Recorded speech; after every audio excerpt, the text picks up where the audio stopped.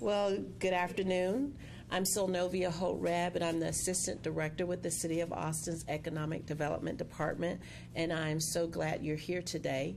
Our Small Business Program division is hosting this event today for social entrepreneurship. Please make sure before you leave you take information about our program. We offer a lot of free, and I'll say that again, free services to small business and entrepreneurs in the city. We also have a low interest loan program. We have one-on-one counseling that we provide for free, and we have a business solutions center down at One Texas Center. So please, again, seek us out. A lot of our services are, again, free, and this was the vision of our previous city manager, Toby Futrell, and Rosie Halifi at the time was the division manager. So again, I encourage you, if you have a thought, you have an idea, and you need some advice, definitely come see us, okay? And we also help creatives, not just traditional small business. So if you're a creative, a sculptor, a designer, you have an idea, again, please see us. I'd also like to thank Austin Community College for allowing us to use their wonderful facility today. And we are honored to have what we are calling today social entrepreneurship. What do you think of when you hear that term? Social entrepreneurship. Giving back, yes. That is what I think about. It's not just making your bottom line great, but making others great too as part of your business practice.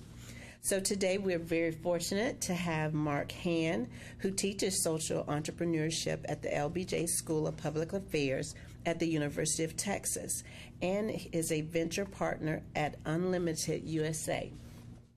He serves on the Commission on Immigrant Affairs for the City of Austin and as a volunteer ambassador for Forward.us. In his 4 years of early stage and impact investing, he has made and managed and supported over 35 ventures. After graduating from Vanderbilt University, Mark founded and led the expansion into Ecuador of Manna Project International, a volunteer-driven community development nonprofit. Mark also led fundraising efforts at an HIV/AIDS hospital in Botswana and served as a social worker for families of abused and neglected children in Louisiana. So you can see Mr. Hand has sought to use his talents for good all around the world, and we thank him. So at this time, I'm going to turn it over to our moderator, Mark Hand. Thank you so much for having us. Thank you to the city. Thank you to the Department of Economic Development for having us today. I'm excited about today for a couple of reasons. Three specific reasons that you can see here. We've got three entrepreneurs here that I'm very excited for you all to hear about that are working on very different ventures, are struggling through some tough questions as well. And my hope is that we can have a conversation in which some of you who are either thinking about starting ventures or who are right in the thick of trying to run your own organization may be able to learn from some of the lessons that the panelists up here have learned from. So I'd like to start with a little bit of a story. When I was in Ecuador working for a small nonprofit called Manna Project, I'd been there for about a year and a half, and I was beginning to wonder what might come next for me. And I found myself frustrated by the lack of the ambition to scale in the nonprofit that I was working with and with a lot of the nonprofits that I was working around. And so I began to look around for who else was trying to solve some of these same social problems in a different way. And I discovered this tribe of people that called themselves social entrepreneurs that were trying to figure out how to use or manipulate or take advantage of markets to achieve some of those same social and environmental ends. And the more that I have learned about this group of entrepreneurs, the more that I've learned about this growing industry that is now something that the White House is paying attention to and that they discuss at the G8 and the World Economic Forum and has really become a major force in international financial markets.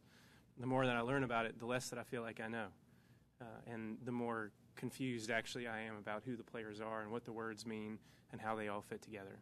And so what we've tried to do today is bring to you panelists that are actually at all ends of this spectrum of the blending of mission and market. We have one that's a nonprofit that's thinking through how to generate revenue with some of their programs. We have another who is building a business that specifically targets a particular consumer and attempts to have impact on that customer and that end user. And then we have another that's actually attempting to figure out, that's working on how to create impact for the producers of the goods and services that she sells. So I have a bunch of questions for them. I know that you all probably do as well. And I would like to encourage you all, if you can, and if you tweet, we have a hashtag set up for today that is SmallBizAustin. And if you'll tweet your questions at that hashtag, then I will make sure that they get asked as we go, and then we'll have more time as we go along for questions from the audience as well.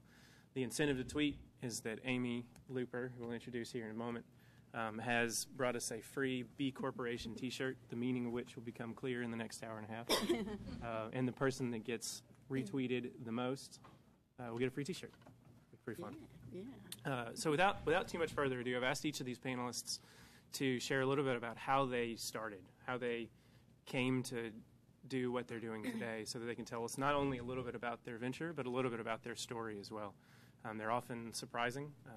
They're often full of pitfalls and left turns and U-turns. But I think that each of these stories is unique, and hopefully you can find some lessons for your story as well. One thing that I would love to comment on before we get there is I think that it's unusual and remarkable that we have a mostly female panel up here today. My hope is that in this industry and in the world of startups generally, that will be a fact that will be totally unremarkable in the near future. That it'll be something that we won't even notice because it'll be so common. So without further ado, I'd like to start with Casey Smith from Cooking Up Cultures. Casey, tell us a little bit about how you came to launch Cooking Up Cultures and where you are today. Sure. Well, Cooking Up Cultures wasn't my plan at all, actually. My husband and I lived in Santiago, Chile, after living in San Francisco, where we were just burnt out. And so we saved up for a year, moved to Santiago, and there I was going to start my clothing line, which I had been working towards. I majored in business and worked for large fashion corporations so that I could one day launch my own line. We were there, didn't speak any Spanish, which should have been a no-brainer for most people, but that didn't occur to us. We were like, oh, it's this huge international city, and we'll be fine. Of course, you need to speak Spanish. So we were crash course learning Spanish as we went through this, and meanwhile I'm still working on my clothing line, and found that the way I was able to connect with people was not by having perfect grammatical Spanish sentences, but was by using food. So our family tradition is to buy cookbooks wherever we travel. So I bought a Chilean cookbook, and because we were there for 6 months, I made dinner. So I had my dictionary out and my recipe book out and was translating those words, and I found that I remembered those words better than I did the ones in our that we were being tutored in, and was able to use that as a sort of launching point to have really broken, like terrible grammatical sentences actually, but conversations with people we saw every day, our neighbors, the corner grocer that we went to every day, the postman, and finally didn't feel so isolated, which was definitely the experience we were having. So anyway, come back to the U.S. and I get the clothing line started. We get into stores, and the first time I saw clothing on the store on the rack, I thought I was going to have this feeling of like, yes, I did it finally. But actually, the feeling was, wow, that was a lot of work, and that was not much fun. So I shelved that and decided I'm not going to pursue this any further. Meanwhile, this whole experience of having felt isolated while we were in Santiago because of our own language barrier, and this concept of cooking, which I really love cooking, and I thought, you know what, I bet that there are people in Austin that are just as excited to be here as I was to be in Santiago, but having these same language barriers.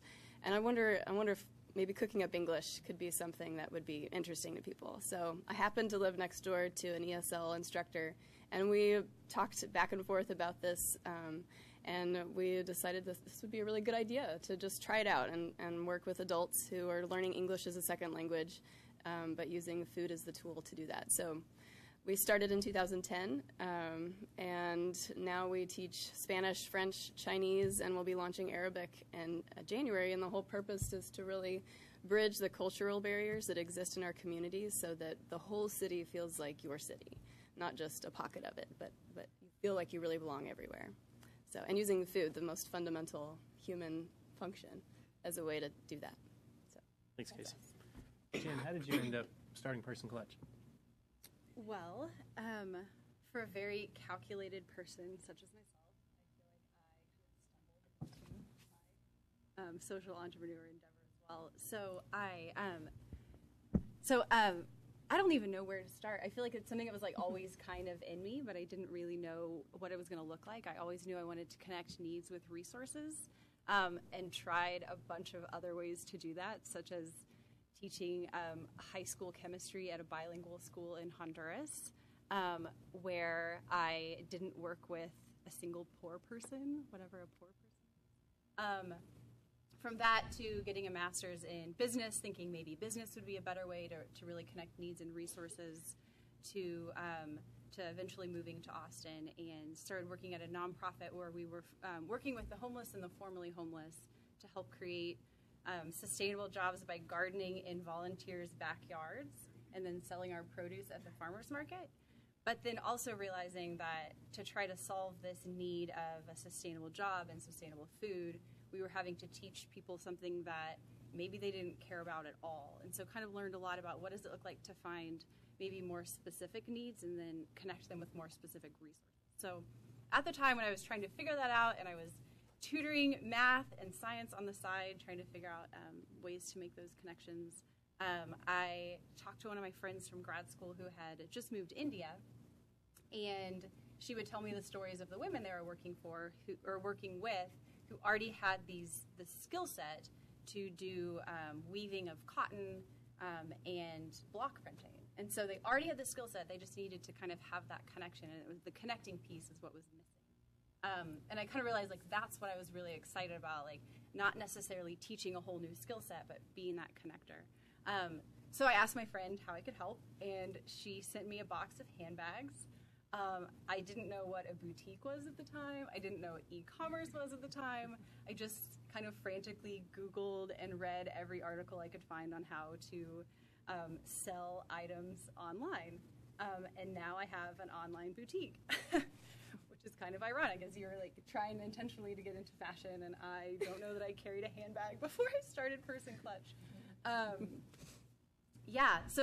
So part of our mission is to help create sustainable jobs for artisan groups, and specifically in developing countries, specifically with limited opportunities. And then the other kind of part of that is kind of our audience of who we sell our items to, so that maybe someone buys a bag that's beautifully curated and maybe not something that they would even know was made in a developing country, and then they can start asking the questions of how the things that they're buying are being made and how they're maybe connected to the people that produce the products that they make. So it's a little bit. Thanks, Jen. And I'm going to ask Amy to share her story as well. And then after that, now that you all know who's in front of you, I actually would like to right off the bat hear what some of your questions might be for some of these folks.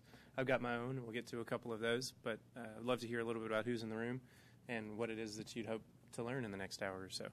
That's what I was hoping. If we could just take a quick show of hands, who is wanting to start a business, has started a business, or, because I'm going to tailor my story because I'm representing the AARP side of this, so I have a long story, so you don't want to hear all of it. I just want to get to the heart of it, of what you guys need. So is that okay? Sure, yeah, please. Yeah, so just by a show of hands, who's thinking about starting a company? Oh, great. So, and who has started a company and they're wanting to kind of, yeah, perfect. And the rest of you are just here because there's free cookies, I suppose, back there. Sounds good. Well, that's good. You guys are the perfect crowd because you're really here to hear the knowledge that all of us have to share here. I am not a world traveler. I didn't get out of Houston, Texas for like ever. So I'm like in awe of these young women.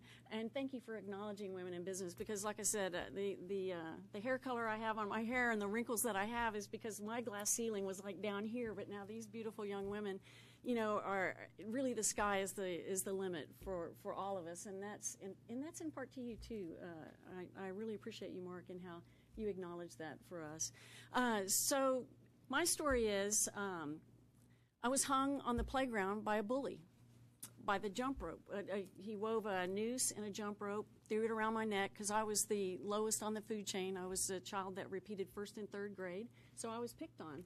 And I don't know if that has to do with the work that I'm doing now for children because I got through it and just really never gave it a thought until we were into our second business, and our PR person came in and said, we need a story. We need a story. And we were just like, what's the story? What's the story? And finally I said, oh, well, I was hung on the playground. Would that be helpful? She nearly passed out because she said, for 2 years you haven't told me this. But that's kind of jumping forward and back and forth. I'm not very linear. But I think when I first realized that I could have my own business, so a lot of you are thinking about it, a lot of you are in it. I'm not a very formal person, but I think you'll appreciate this, and you can edit it out. But I refer frequently when I mentor people that when you're thinking about this or you've just gotten into it, it's more about entrepreneuring, right? Because it can get really deep fast. And so you have to figure out, do you have the stamina, to wade through it all? And I'm glad you're laughing because it's really true. If you've started, everybody's shaking their heads. You've pivoted. We've all pivoted, and that's a pretty popular term, but I would imagine that everybody in here that thought that they started out with their idea was going to be one way, and I was the same. So kind of fast forward, my background is I've got a advertising and marketing design firm. So my dream was to work for Ogilvy and Mather, one of the largest ad agencies in the country. That's as far as it went for me. And then I got a job in Nashville, Tennessee, and had reached my peak. I hit my glass ceiling. I couldn't be an art director even back in those days. And so a creative director on my team said, Amy, you've got the it factor. You're going to have your own business. And I was like, what? I didn't see that for myself. Moved back to Houston in 1982 and couldn't get a job because the oil boom had busted.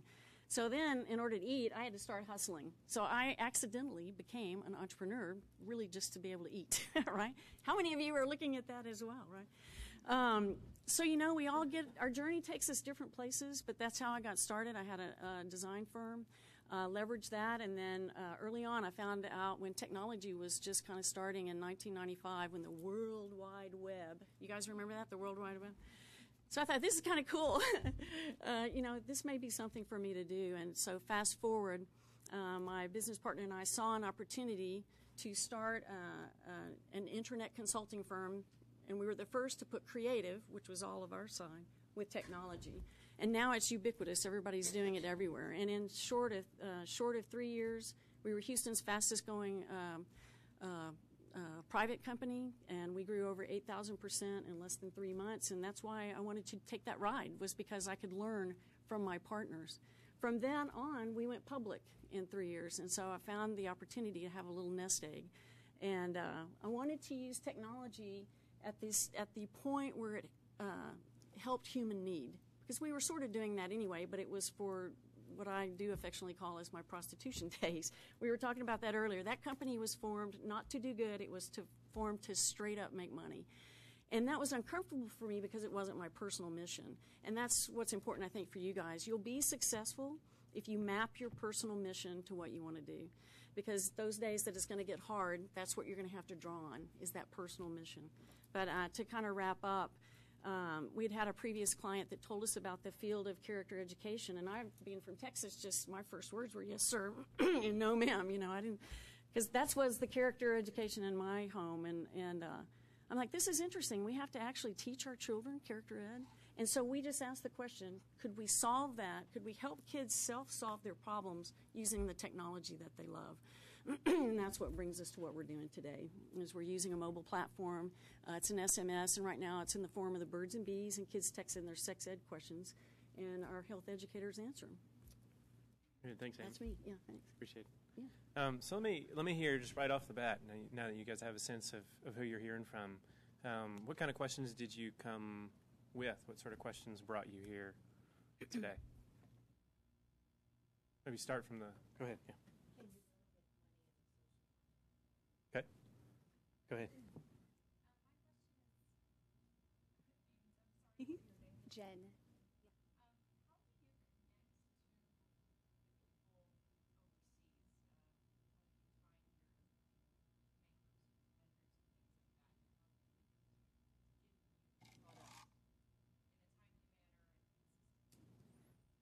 Let's take one more. Maybe folks in the back. Anybody back there? Go ahead.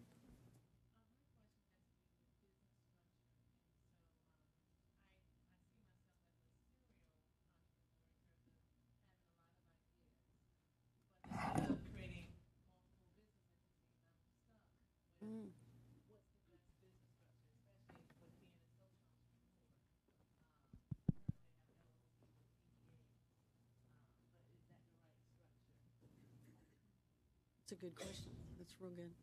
Great. Jen, what you want to start with the middle question? Absolutely. Yeah, so the question was, how do we connect with the different artisan groups who make the products that we sell? And then also, how do we kind of manage the time factor in terms of production, which is a great question and one that I'm still figuring out. So some of our artisan groups we find, because a friend of mine lives in India and has those direct connections, I intentionally chose to be a boutique and not to just sell their items and not to just be their online store, because that's what I could have kind of chosen in the beginning. It was kind of a random decision. I didn't have a really great reason at the time. It's just kind of that next step that you take, and now realizing that it had a huge impact on the business that I'm running now. Some of the groups we work with is a friend who maybe traveled through Cambodia and found a really great group. Some are fair trade certified wholesalers that have kind of the right credentials, although those can be really expensive, so we don't just work with those types of groups. Some are from my connections from when I lived in Central America. So it's pretty kind of organic, and we intentionally try to work with both kind of the larger organizations that I place one order in, right now for the spring, and they deliver it the day they say they are from a warehouse maybe in Colorado, because they've really kind of grown and already expanded. So we kind of work with those groups as well as with the 3 or 4 women who are maybe working together to make things that can make 8 items at a time, and they ship it to us when they're done, and makes it really tough. Our website is oftentimes really empty because of that, and we're really intentional about trying to curate a really specific product, so it's not, I'm buying this because it's fair trade, it's, this is a really beautiful item, and so we're kind of going for a different market in terms of the fair trade world. So, I mean, even currently, there's some shipment that's stuck somewhere that I have 8 pre-orders, and I promised they would come before Christmas, and I don't know what I should have done differently. I don't know what I can do to make it better, and some customers totally understand that, and some customers don't have any clue kind of why we're doing what we're doing. So it's a constant challenge. And then actually this year, for the first time, I'm going to be going to New York Now, which is a buyer's conference, and they're starting to have kind of a specific handmade artisan area as kind of the fair trade movement grows, which I'm super excited about. So I can go to a conference and meet with a lot of these specific artisan groups and see the products and see their timelines, so that I can have this flow chart of, I can order these ahead of time, and these, I can get only within, a certain amount of time. So it's a lot of juggling, but does that answer your question? Amy, I'm gonna see if I can lump these 2 questions about structure and money making together. We had two questions. The first was, how do I think about through what kind of business structure I ought to have? And this is not a straightforward question, so I'm glad you asked it. And then the second is, can you actually make money doing this stuff? Is there any way to make money while you're trying to do good? Great, thanks. Excuse me. I asked a friend who's an attorney that focuses on impact businesses to be here today, but I was looking for her because I was like, oh my God, that's a perfect question for Kristen. So if anybody has those questions, just afterwards come up and see me, and I'll forward those to Kristen, because that's what her area of law expertise is. And you really want somebody that has this as an expertise, because it's too important. So that would be my layperson answer. Now, I'll just talk real quickly. I brought, the Benefit Corporation and B Corp. If you've been reading and hearing about them, we are Texas's first B Corp, and there are some benefits there that can help you with some structure, but really the best thing to do is to get legal advice specifically on that. But kind of focus me back around on the question. So it was about legal. So the first was maybe some of the options around legal structure, right. And maybe you can talk a little bit about how B Corps fit into that. Yeah. Well, I think really Casey can talk about a hybrid organization, because I think that this, not knowing exactly what the products are, and it sounds like you have several that maybe can sort of group together.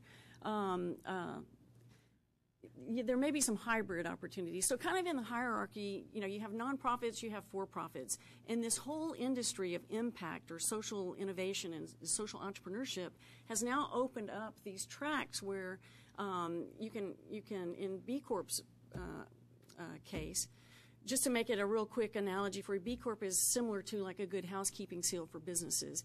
The reason why we went this route was for our business when we were talking to high net wealth individuals to be angels for our company. They were a little nervous because they didn't have a structure to vet us. So this can get really deep, but it's a really good question. You could do just a whole session on this, but kind of focusing myself back in. It was a vehicle for us that could give us credibility, that we could be held accountable. So when you're looking at putting your business structures together, there's not only how you want to put the business of the business structure together, but if you're an impact company and you're environmental or social, in B Corp's case, that's important because you yourself already are saying we're going to hold ourselves accountable, like you're going to do free trade and you're going to, everything, all the I's are dotted and the T's are crossed. So that's a high level of a really deep subject that could have several hours on. I'm going to come to Casey in a second, but Amy, can you talk about some of the B Corps that have made some money? Yeah, some Etsy. of the B Corps that have been successful. Etsy is a big one. So Etsy is a B Corp, and I think you can correct me, Beth, maybe in the question and answer a little bit later, but they are really important because they just bought out. They had an exit? Just went public. Just got bought out. So in their business process, they were a B Corp. So the investors, that was a little new to them. And sometimes, investors are like, well, what is this kind of crazy, weird stuff that you're doing, But they were able to get over that hump with their investors because the investors realized, it's a way to hold them accountable. Ben & Jerry's is another one. Ben & Jerry's is actually the really famous story. You guys all know about Ben & Jerry's ice cream. It's all sourced. Everything's politically correct. And then they had a hostile takeover with their shareholders, and they came in, just like my previous job, and just all they were thinking about really was making money. If Ben & Jerry's had been a B corporation at that point, what B Corps do, and in this case, you make a commitment to people, profit, and planet. So instead of just focusing on profits, they say, hey, you can't take us over like that because we've got all of our other stakeholders that are important to us.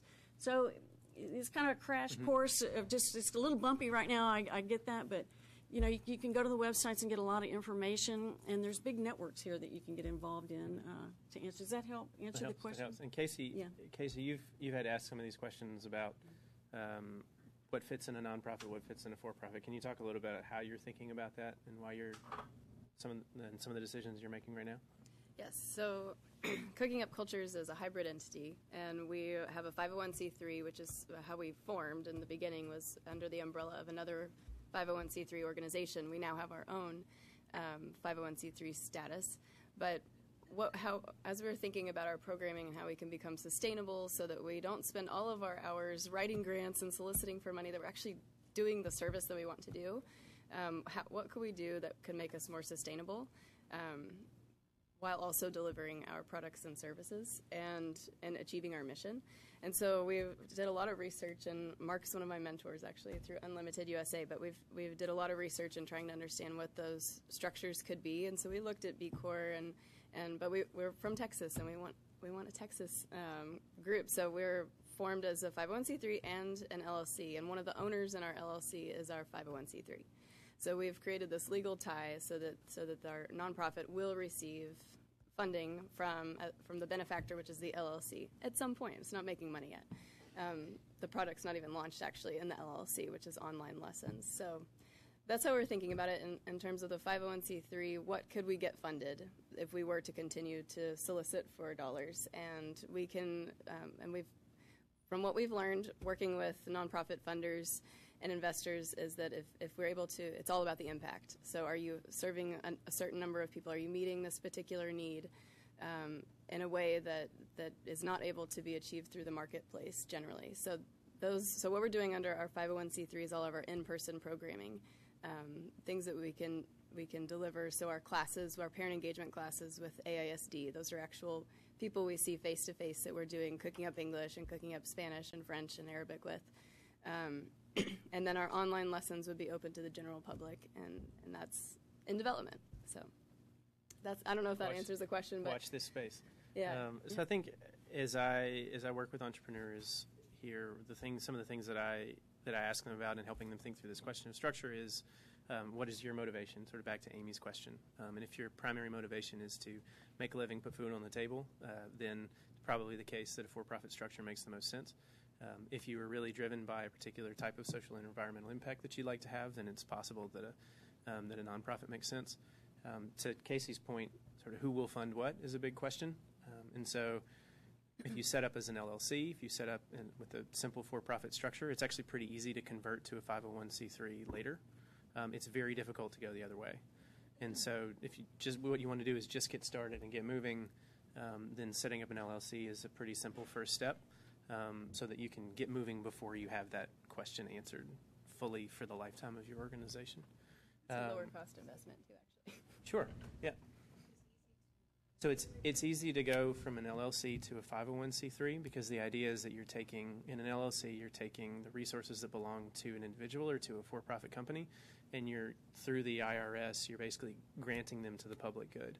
But once resources have been put in the public, in the public benefit, it's really difficult to take them back out.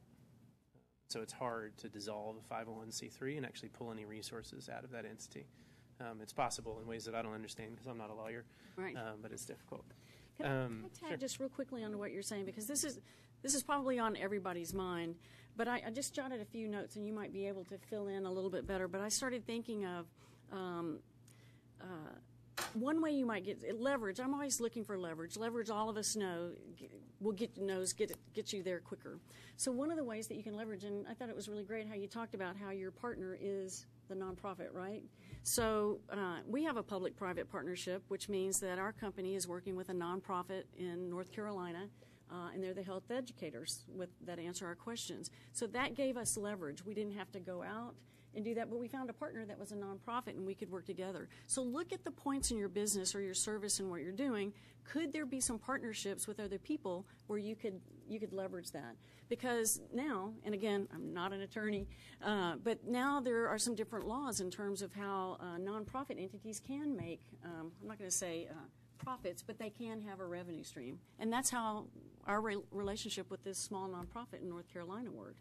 So that helps save you money, it gives you leverage, plus it gives you an opportunity to figure out, is this going to work? And, you know, as much as you can mitigate your risk about the idea that you have that's going on is what you want to do. So leverage gets you there quicker, and the quicker you can figure out if you're going to have a stumbling block or the market's not right or something that you miss, because I guarantee you're going to miss something. And that's where your greatest lessons are going to come from. But then public-related investments, or program-related investments, PRI. Let's pause on that, Yeah. because Okay. that's a pretty specific instance. Okay, So to yeah. see if this is something that people have questions about. Perfect. For now, I want to take a couple more questions. We've got a couple of questions coming in on Twitter, which we'll get to here in a second. I have one question, which is I would love to hear from each of you what you're learning right now. And the second half of this is from among the networks of the folks that are in this room. If you could meet somebody, if you could have their help introducing you to somebody that would help push your business or your organization forward, who would that be, or what type of person would that be? So what are you wrestling with? What are you learning right now? And then where could you use some help from folks in the audience? I want to get started? I'll start. Go ahead. So as I mentioned, this product that we're working on, online lessons, so you can experience a Cooking Up Cultures class in your own home, in your own kitchen, as you're going through the lesson, learning the language and the recipe. We have a sort of a baseline of team that is helping us with the web development, but anybody else who is involved in ed tech would certainly be a helpful resource. Just to compare notes or learn best practices would certainly be helpful for us. Investors, of course. That's the same for all of us. Though. Always.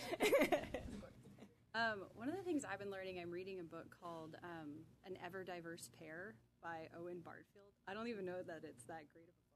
It's like taking me a while to get through, but he talks about, he's a lawyer, and basically there are two separate characters, but it's the same person. And he talks about separating who you are as a person and then separating who you are as like a business person. I feel like that's been something that's been really helpful in growing Person Clutch, is to be able to be as tenacious as possible to separate out, this is my business and this is me, in kind of a really healthy way, while not losing that motivation of why I'm doing what I'm doing. So that's been a good read for me. Needs? Man, it's hard. That's a really great question. I think if I can be as specific as possible, we need connections in the real estate, like commercial real estate world, that of people who are open to like really creative collaborations, like oh, you have a new space and you don't have any tenants yet. Like, let us come in for a week and have like crazy fun events with like all of the fair trade, social, fashion entrepreneurs in Austin. It's really hard to find that who aren't saying no, stay for 10 years, and that just doesn't really fit in with our kind of online focus. So any sort of creative real estate Perfect. Parents, children, and educators, because right now we've got a wireframe, which is basically it's like black and white, just pictures on paper with a mobile app that we're launching, and you can just look at it on my phone and you can give me feedback. And so one of the interesting things is that we're pitching an investor in January. We're going to go through their investment pitch, and one of their requirements is to have 50 customer discovery questionnaires answered, right? And all of us should be, I do customer discovery all the time, and a point in cases when I got my flu shot in September, I talked to the pharmacist, right? So there you go. Everybody, you need to talk to everybody because they're going to tell you something that you don't know. So that's my need. Come tell me something I don't know. Yeah, Very good. Thanks. Yeah. So a couple of questions from Twitter from Calder. The first one is social entrepreneurship limited to doing good for people, or can it include other organisms in the community? Have you guys seen folks, social enterprises working not with people? I suppose so. I think that's what we mean. Maybe this is an environmental question as well. Compost peddlers comes to mind. Are y'all familiar with compost peddlers? Can you tell me about compost peddlers, Jen? Yeah, I think. It's been a little while since I've met with Dustin, but basically I think the concept is that you can leave your compostable item, I don't know that that's a word, but your compostable items for someone to come and pick up, and they pick it up only on bikes, and then they kind of do the whole composting process for you, and you can either exchange it for points that could get you coffee at a coffee shop if you're maybe in an apartment or don't garden and don't really have a need for compost, or you can kind of exchange it for the like already composted compost. Pretty good. Casey, you nodded your head as well. Yeah, I was thinking of a group called Eddy Bags, I think is what they're called, and they are. I don't know exactly how to explain. It's very scientific, but they take composted products or things that would normally go in the trash that are organic, and they press it into like a reusable bag, which sounds crazy, but and then I think you can eat it. Oh, wow. For vitamins. I think that's something like that. It's true. Anyway, but it's kind of cool. So yes, all kinds of organisms, or is that what the question was? I think so. I think so. We can have follow-up questions as well.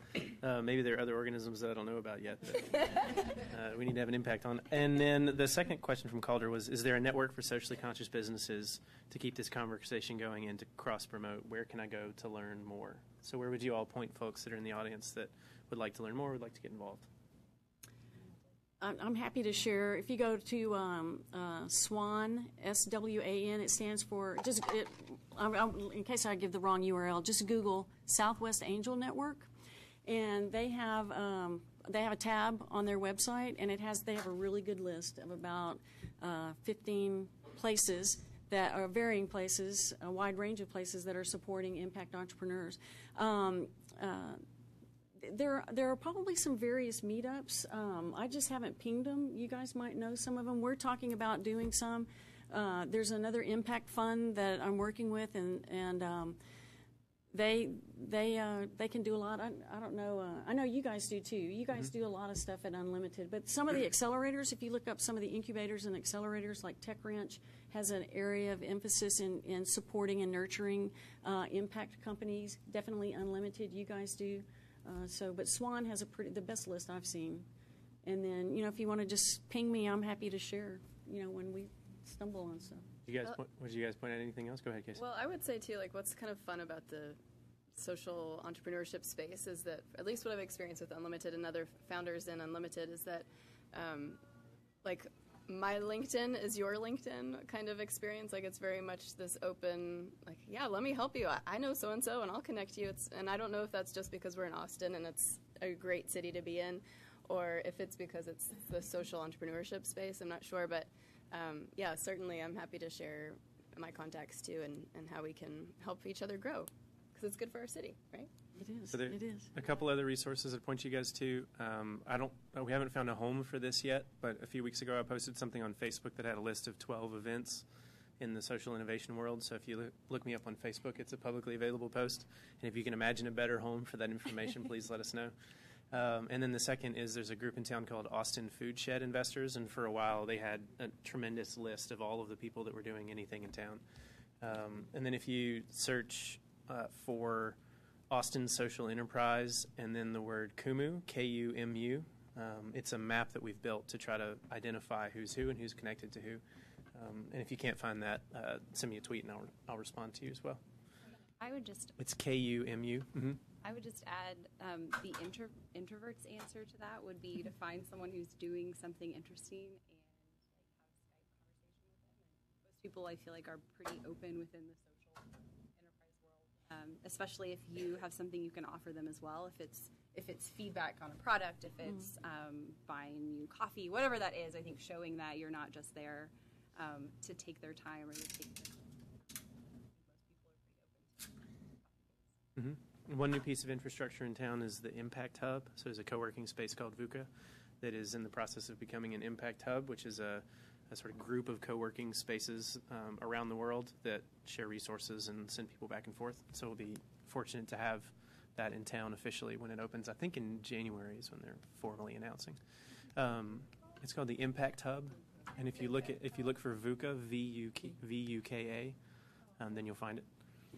I'd like to take another round of questions from the audience, and please don't be shy about talking about what you're working on to add context to your questions. So if you want to tell us just 15 seconds about the business that you're working on and the question that you have, then we can tailor some of our responses. So I have one question here. Thank you. The first question is from a B corporate standpoint, I guess the criteria. So I've got a corporation, small, just brand new, very excited about it. It's an online women's clothing exchange company. But the whole premise was from an environmental planet impact, minimize wasteful clothes being thrown in our landfills, which are does tons of billions a year. It's shameful. So that's kind of how we morphed into what we're doing. And I've read about B corporations and studied it, but we are right now a C corporation. And we're just kind of, my business partner, I just kind of perusing about, because we have such a dire want and desire to have the social impact and environmental impact. Should we change to a B corporation? But we haven't gone there yet. But back to, I guess it was Chris's point about really from a profitable point of view, is there a minimum profit that you need to make to deem you a B corporation? Okay, so it's whatever percent you make, you give back, or how does that work? Yeah. So Amy, do you want to talk just a little bit about this, and then I'll fill in? Yeah, sure. You're asking really good questions, and that's why getting an attorney to help you at the very beginning. Yeah, get her. She'll really help you out. Let's see, because there were several things that were sort of spun inside that, so help me stay really tightly focused for you. There is a free assessment on B Corp site or B Lab. What's the link, Beth? bcorporation.net, thank you. And it's a free assessment. You can take it and you can sort of see where you land. There's no minimum that you have to, there's no money tied to it. It's really just when you get into that process with B Corp, it's that you have a seal of approval and you've passed the assessment and you get a number, and it just starts to help you let the public know that I'm walking the talk with what I'm doing. It's not for everybody, but it's just like a good housekeeping seal is the layperson for it. Now, being a B corporation, which is what you opened up, Texas doesn't have that legislature, but that is what B Lab is trying to do. Eventually, they want to prevent those things that happen to like Ben and Jerry. So there is a company structure that in, I think, about 12 states that 31, thank you. Beth is actually our B Corp, yeah, somewhere between 12 and 31. 31, and yeah, she's the one that runs all of that. So there are states that have legislation. We're incorporated in Delaware. Delaware is one of those states, and the way that our company is in its life cycle, we have by 2017 to become a B corporation, benefit corporation. So for us, it makes sense. It might not, for you, but they have a really good network.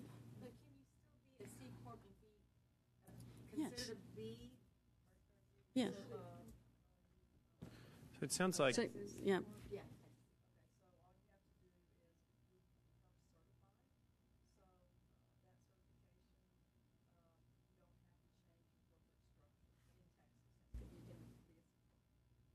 it sounds like we may have a B Corp specific discussion after, Yeah, yeah. which is good. Which Yeah, is you good guys that may there's- want to do a that whole there's session on that. Yeah. Curiosity about that. Let's take a couple more questions, and then for those of you guys who slipped in afterwards, if you tweeted us with the hashtag #SmallBizAustin, we'll pick those up as well. Go ahead. So I could help you with that. we should talk. Actually, this purse is from Colombia. So I'm sure that a lot of people are in the same boat. And when you start a company, you tend to work on your own for a while. And then, if you're lucky, maybe you'll pick up a partner. And so I'm sort of in that boat to where I'm working alone. And something that I really need is mentorship, because I'm afraid that my friends and family are kind of tired of me emailing them 10 times a day with, what do you think about this color combination? Or how do you think I should approach this magazine with this request or whatever? And so something that I really find is a big need for me right now is mentorship. How do you find mentors? How is it structured?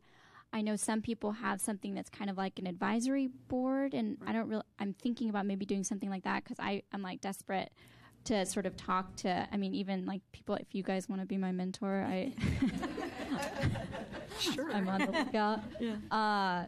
I'm 3 years deep into this. I actually live in Colombia, South America, and I work with artisans. We do ceramics. We just launched purses. I work with some women who do linens in Bogota. So that's sort of my background. But anyways, yeah, mentorship. How do you find mentors, keep mentors? How does that sort of function, and how does it work Thanks. for you guys? Let's take a couple more, and then we'll do them all at once. Any other immediate questions? I know there got to be a couple. I think we haven't heard any from this section yet. Back.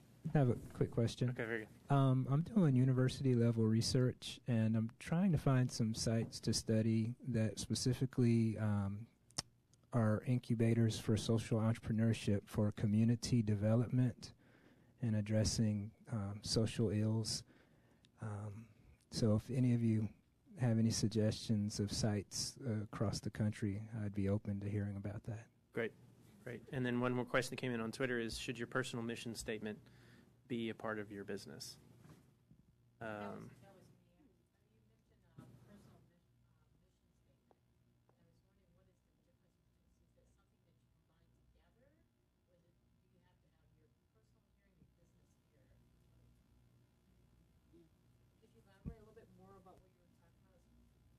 Me? Oh, well, in our case, it's one and the same. Our passion is the same, and at the highest level, it is to have healthy, thriving children everywhere. So there you can go to websites and they can help you kind of structure that, because you kind of have your mission and then your vision and your goals and how that all breaks down. But our passion is using technology to help children thrive, and that's just as simple as it is, and it permeates. We're like little bees in a beehive, and all the honey that comes out, it's like, are we helping kids? So that's how we do it. So it doesn't have to be different, but I think if it's the same, it's really beneficial. I think you guys could speak to that really well. Then, Jen, in terms of the book that you read, it talked a little bit about the separation between those two things. Can you share what you're learning about that? Yeah, for sure. I think when your business is you, talking about like starting off small, everything that goes well feels amazing, and everything that goes poorly, like it's tough to get out of bed the next day. I mean, you just see those like really high highs and lows. So I think any way that you can separate that. In terms of mission statement, I think it helps you know what your business is really about. So like our business is always going to be focusing on artisans in developing countries with limited resources. So if someone comes up to me and says, hey, we've got these gorgeous bags that are handmade out of Detroit, I can say, not a developing country. Like, yes, there's a lot of need. That doesn't fit my business. Thank you, not a good fit.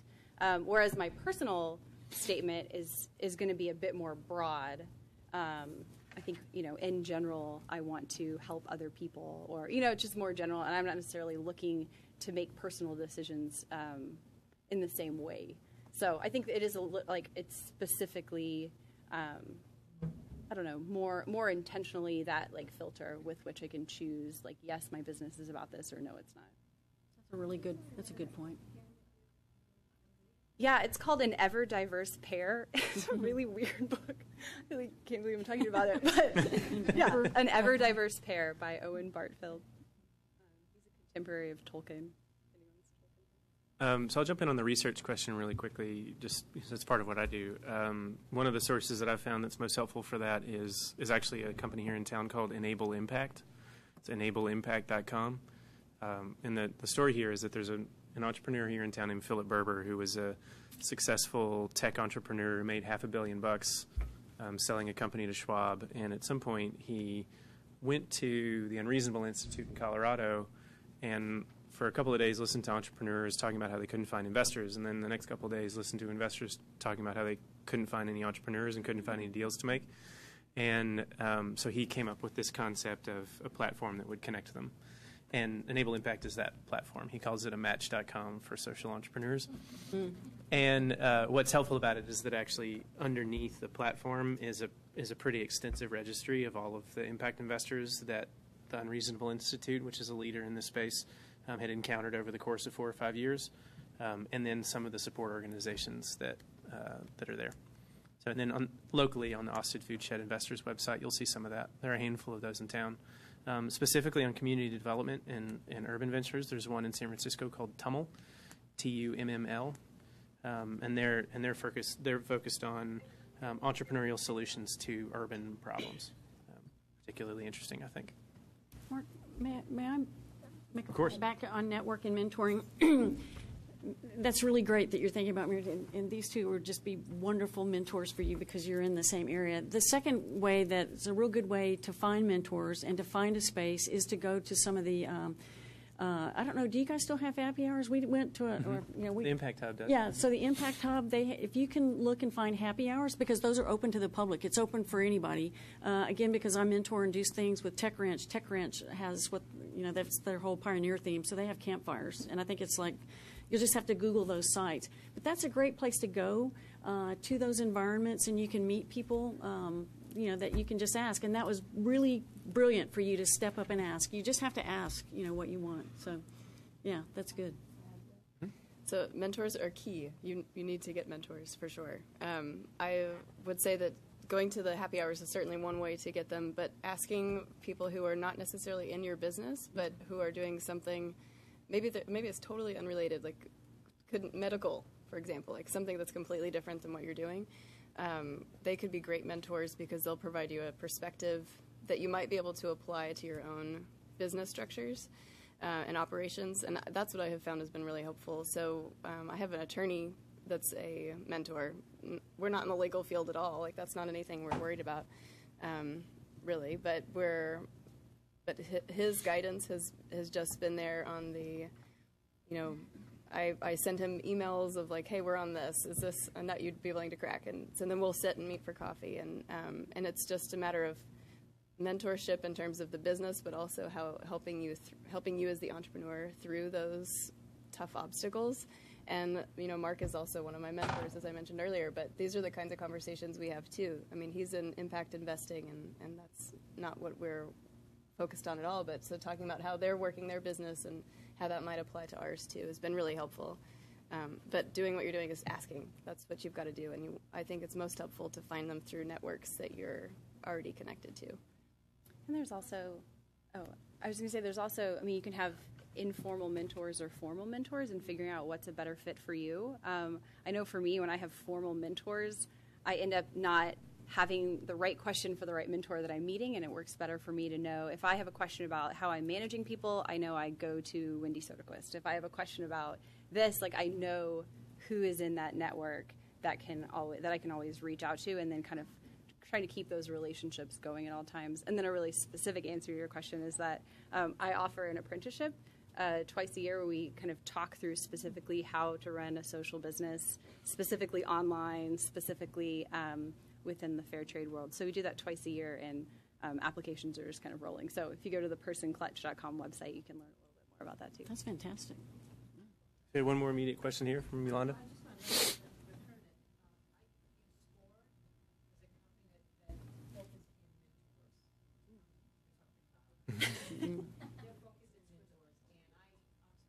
And so I work with that program SCORE. I go there and I talk to a lot of retirement people that been in the business before and can mentor you from the beginning to end. And I found that tremendous amount of help.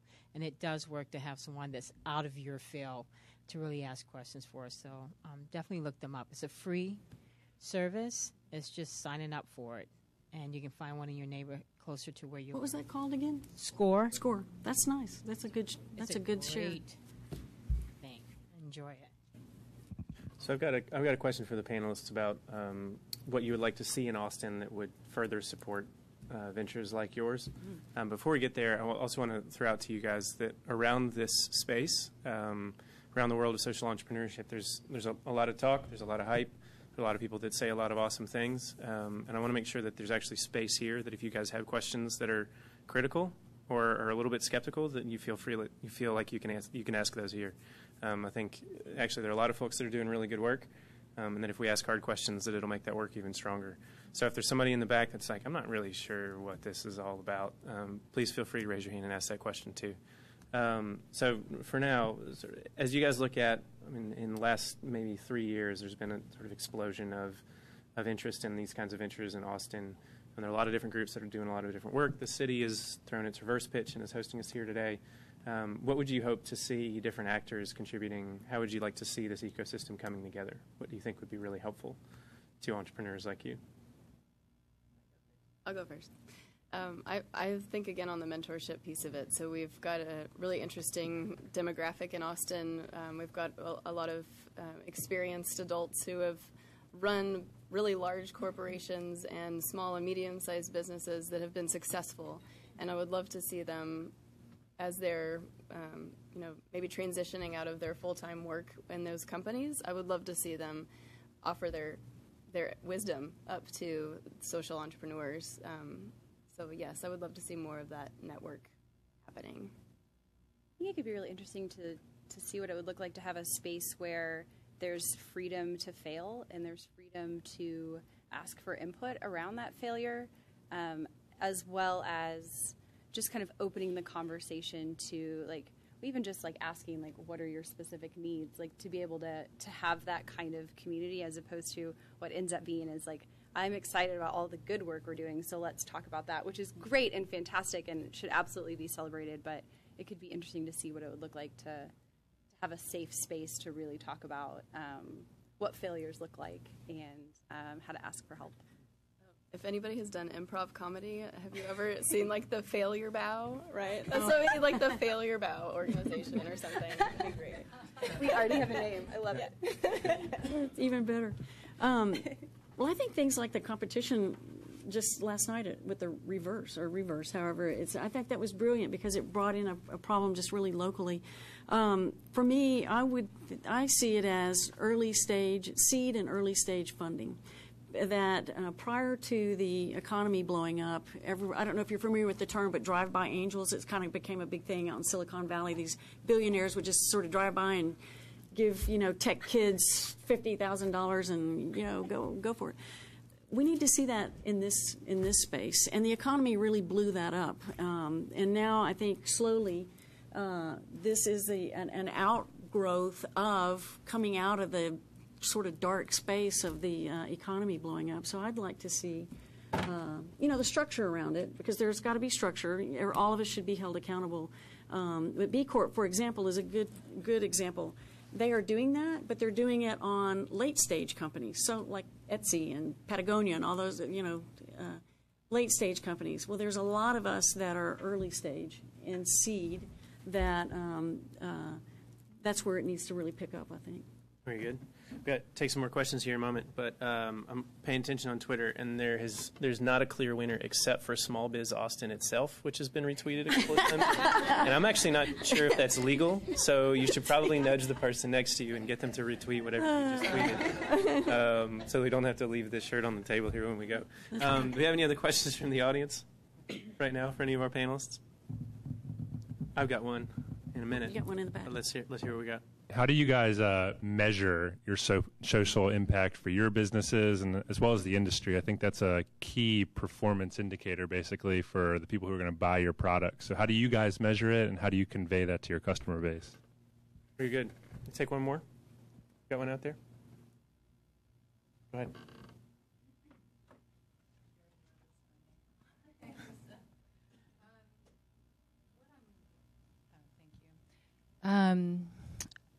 As a result of a pretty big tragedy in my life, I'm wanting to create something. I had lost my son to a car accident a couple of years ago. And I found great power in movement and food. And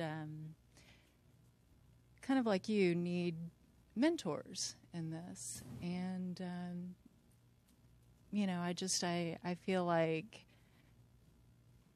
what I want to do is so big, and it's a very, it's a subject that is hard for people and need, someone pretty strong to kind of muscle through the emotional part of what I'm wanting to do.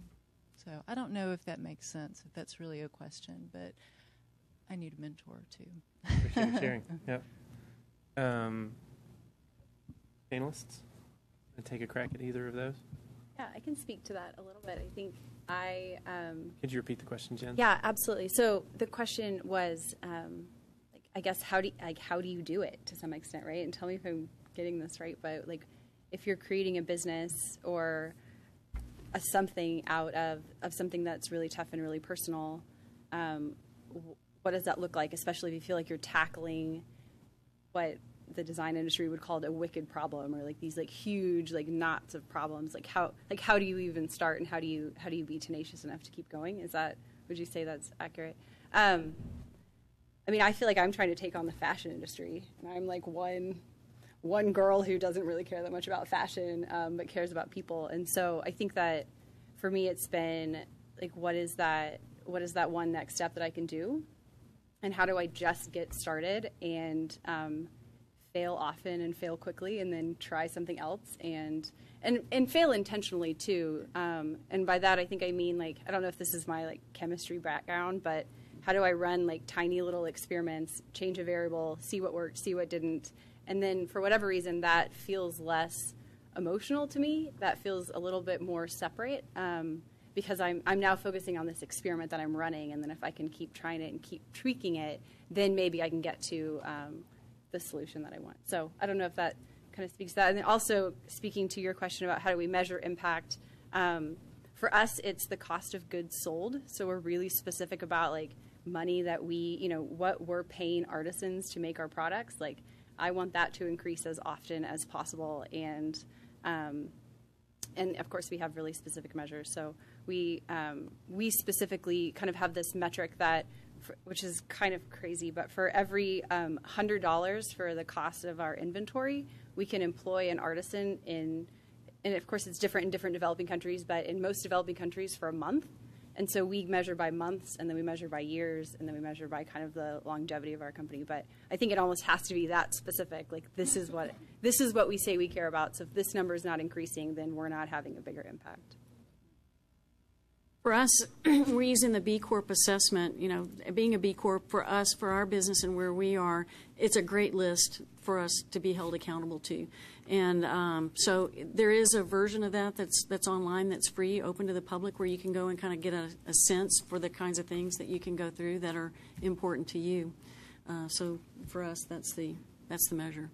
And then, the other thing I'd say is start collecting your customer stories. If you have a minimum viable product or a product in the industry, and you have a story from a customer that fits, and put those testimonials on your site, or share those, because that's really, people do business with people that they like. They do business with people that they, back to your question over here, there are people that would share your tragedy. And so you start small. A lot of times, and I had to learn this, is I got to be big. But you know what?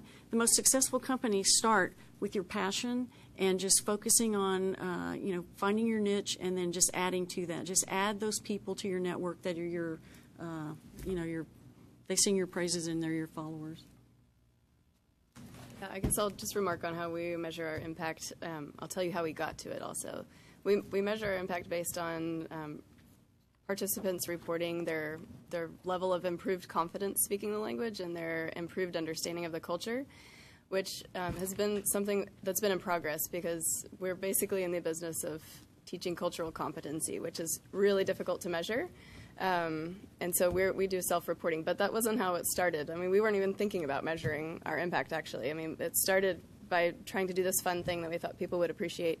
It was learning from our participants who are friends, now at this point, learning from them what the experience was, what they actually got out of it. And we began to see this common theme of, oh, okay, well, they are more comfortable speaking the language now, and they're willing to go talk to the maybe person at H-E-B's butcher counter who maybe speaks another language and willing to actually, speak to them, whereas before they would have been a little hesitant and afraid to do that. So it's been a result of listening to our participants of what they get out of our programming, and that's how we're measuring our impact. But it's an evolution. I think that we'll probably be adding some measurables at some point in the future, but for now it's increased confidence learning the language and improved understanding of the culture they're studying. So as an academic, I often respond to these questions structurally and thinking about not only how we're doing it individually, but what is the industry thinking about this and how are they thinking about this? And I would say that by and large that the impact investing and social entrepreneurship worlds haven't gotten this figured out any better than the foundation world in the world of philanthropy. The approaches that I've seen that have been coherent have been at large organizations that actually have the ability to invest all the way from inputs through to outcomes, and it's very expensive and very hard to do and very tough to find what is attributable to that organization. I think that one alternative approach to doing that, and it's not impact measurement, but it is at least a way of holding yourself accountable, is the B Corp approach, which is all of the people that we touch. What is our impact on all of those different stakeholders in our organization? I think that there are problems and there are benefits to both of those different approaches. The way that at Unlimited USA that we think about this is that we want to know from our organization what is the one thing that you want to see changed, and why, and then let's start tracking that. And then over time, as the organizations that we work with grow larger, then we would expect them to be more thorough and be more rigorous and be more complete about what it is that they're going to ultimately track. Part of that reflects the fact that at the very beginning stages, you don't actually know what you're doing. You don't know what your model looks like. What you're doing may change a couple of weeks from now, and so tracking impact is therefore infinitely more complex at the earliest of stages. So there's a number of caveats that sort of against the way that we approached it at Unlimited. And I think the thing that I heard from Jen, this idea of taking small steps, lines up with our approach pretty tightly. In that what we see is that when you're just beginning something, we have no idea whether or not the thing that we imagine is going to be the thing that the world receives, and so to begin to figure out how to take small steps that are affordable, that don't cost us a tremendous amount, but teach us a lot in the process. Those are steps that we can take to recruit people slowly along the path with us, and we can actually judge some of our success by whether or not we're able to recruit other people on side, whether or not we're able to convince this person to volunteer for us, convince this person to invest in us, convince this person to be our mentor, convince this person to supply their goods to our business. And so in a sense, it's that ability to build this, to slowly build this network of partners and this network of allies and advocates that is a way for us to tell whether or not the world's given us the feedback that yes, this is something the world is ready for. A couple more questions? Go ahead. I guess I have kind of a comment more than a question. It just occurred to me, but the other night I guess I was watching CNN, and then all of a sudden, it said 20 minutes until CNN Heroes comes on, and I couldn't stop watching that. I mean, it's like, an hour. It was an award show, I guess, of all these different, people have had immense success doing incredible things. Talk about social entrepreneurship. That's the penultimate example. And and all that's available. I mean, if you talk about like having a mentor, they've been through it, they're incredibly successful. I'd say that's a great resource just to go on YouTube and listen to their story and how they got there. And I'm sure, just like all of you all, you're open to helping out people who are going down the same path. So just Thanks. So Rod, for the recording, Rod was talking about CNN Heroes, which has picked up a few of these examples and tells their story pretty well. And then there are other national and international organizations like Ashoka and Skoll, the Skoll Foundation, and the Omidyar Network that are groups that fund a really large number of these types of organizations. So there are examples out there. So we got a couple more questions, and then Jen, I think you may have opened up a Pandora's box here. I'm going to ask each of you all to take a failure bow with us, to actually share a moment in which things have gone totally sideways in a way that felt unrecoverable, and how you got out of that and who helped you. So let's take a couple more questions from the audience before we get there. Go ahead. Yeah, so I have a evaluation and consulting company, and one of my goals is instead of just helping nonprofits with their program evaluations, I want to help social entrepreneurs also assess their social impact. And I want to know if you are aware of any resources or any groups that focus on that now as well, because I want to plug in more into that space. I've done research around social entrepreneurs, for-profit and nonprofit, who have created social value. And so I really want to get into how to help improve the effectiveness of these organizations and programs. Great.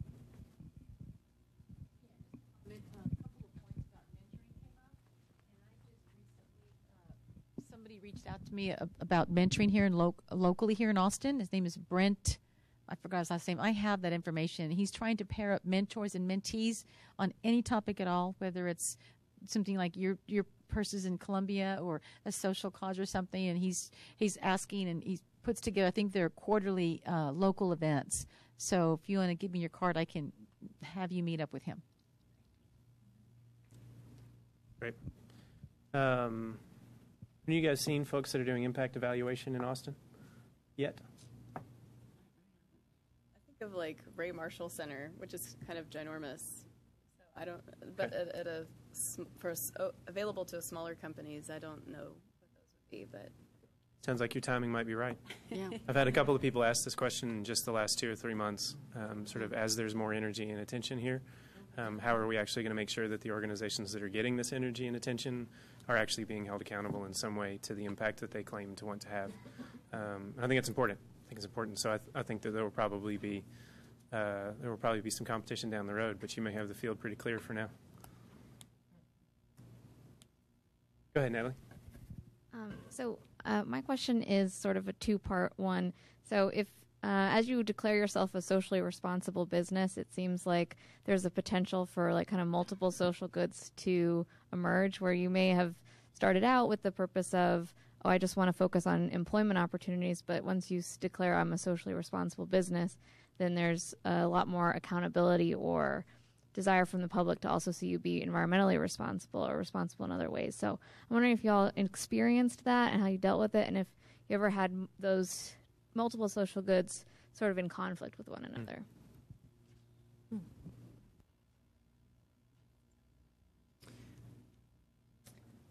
Yeah, I'm thinking. Sorry, I just had to. I was buffering for just a second. Whoa, that was a really good question. You have stumped the panel. Casey said she's got it. Oh, good, Casey. Please take it. Well, I mean, so we are, our tool for teaching languages and sharing cultures is food, and so we get a lot of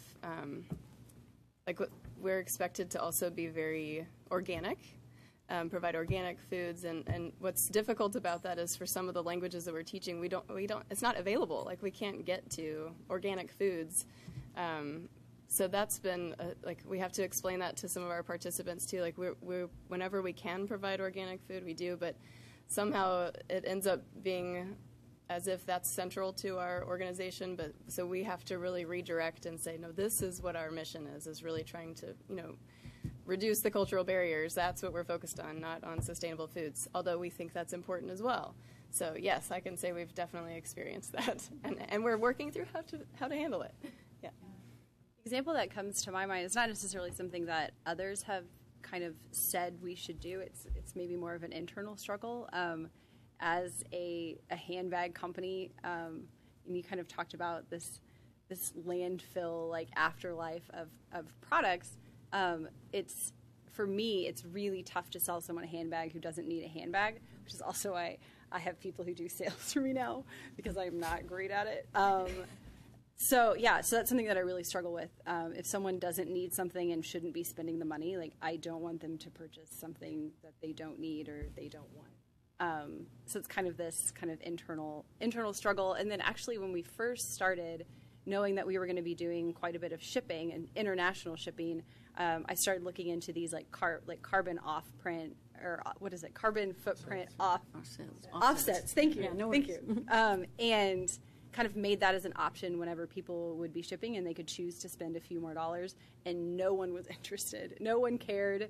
No one cared if we used recycled boxes, and I feel like I went above and beyond to try to have less of an environmental impact and kind of realize like I have to focus on one thing, and I am a small business and can't afford to be spending money on these things right now.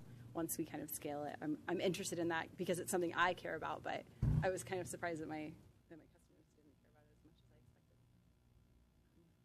as I expected. I'm still kind of buffering on that, but I think you make a good point. It is ask your customer, you know what, and then just hold to what your values are, I guess.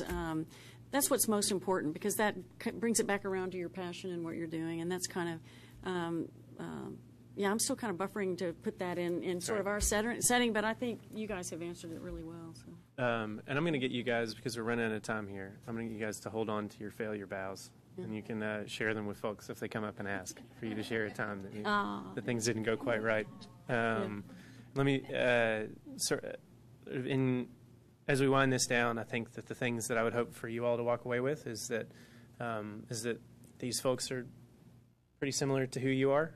Maybe they're a couple steps ahead. Maybe there's some of you out there that are a couple of steps ahead of them, but that their experiences are not very moved from you. And so if you're just getting started, I hope that this is a point of encouragement to you all, that there are actually other people here that are wrestling with some of these questions, that are trying to find these resources, and that these panelists are representative of another 250 organizations that we at Unlimited have interacted with over the course of the last 18 months that are trying to do the same. And so I hope that if nothing else, that those of you who are trying to figure out how to interact at this seam of making money and paying your bills and then also having an impact on the world, know that you're a part of a larger tribe here in Austin that's trying to do so, and that's representative of a much larger movement around the world. And if we can be helpful to you all, I know that the panelists have offered their help and their connections and information, and that we would do the same at Unlimited USA. Come see us there, and at the RGK Center at the University of Texas as well. So unless there is something else, I'd like to thank the Economic Development Department for having us. Yes, and if you ever need our services or need a networking session, give us your feedback on what would help you. But this was an awesome panel. I learned something I did not know. B Corp. My staff is going to kill me because my brain starts churning on things I want to do now for everybody. But again, this was wonderful. Thank you, thank you, thank you. Let's give our panelists a hand. Hey, you guys.